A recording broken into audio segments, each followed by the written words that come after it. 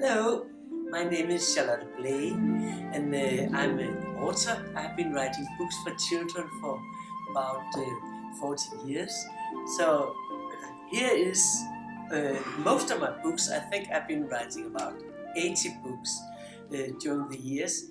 And what I'm more interested in is to write about children from all over the world.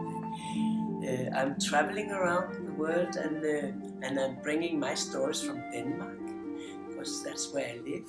And we swap stories when I travel around, and I meet children and I tell them about how it is in Denmark, and then they tell me their stories. And I had some very interesting stories all around the world. When I travel around the world, I collect stories for the children in Denmark, and I also out in the world tell them about the Danish children. But I've been in the Rocky Mountains and wrote about the Blackfoot Indians, and I've been in the Croatian in the Himalaya, where I wrote about Fabian and his diary, where he's covered in ice and snow on where the snow runs down the mountains. The lion roar. That's I lived with the Maasai warriors in Kenya, and it started up from the hotel where I lived. I saw a little boy stealing water, and he was hit by the garden man.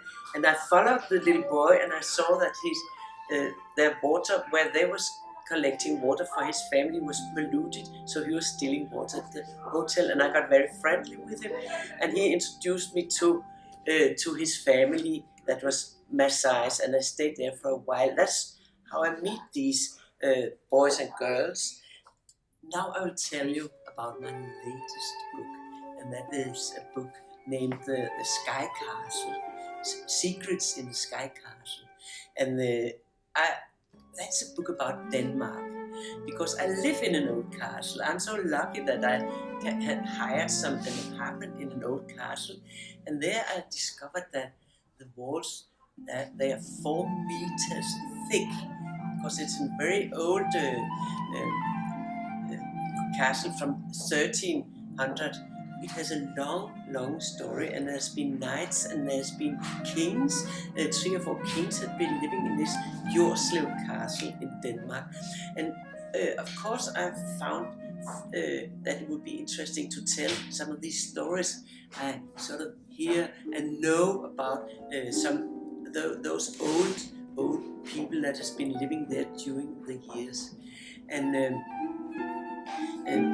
I found a story about the owner of the castle and his children, and that's true, but I give you other names.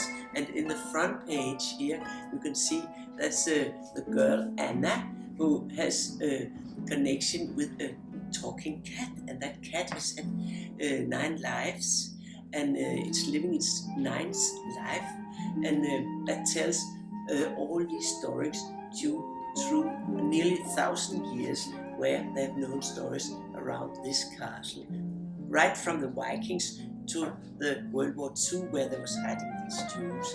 And it can be a little scary sometimes to live in a castle like that, because it's howling in the night, and they have the white lady in the wall, and she visits me every time the moon is full.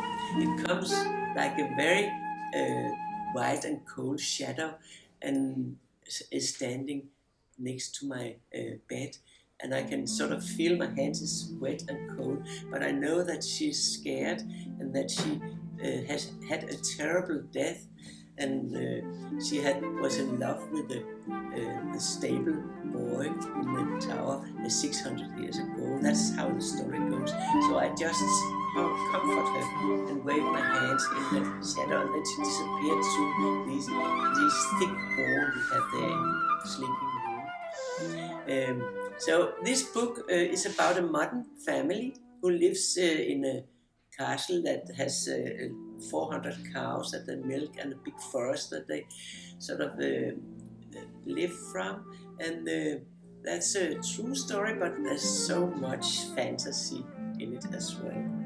So that's my Danish story. I would think it would be very interesting to get the message from my books that children are going to know each other and know about each other's countries and each other's lives, and know that they're very different but very interesting.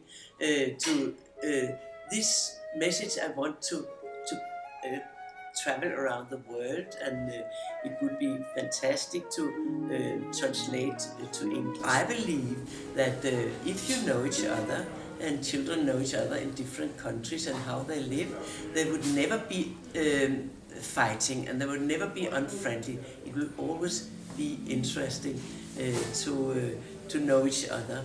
So that's one of my very big wishes, that my books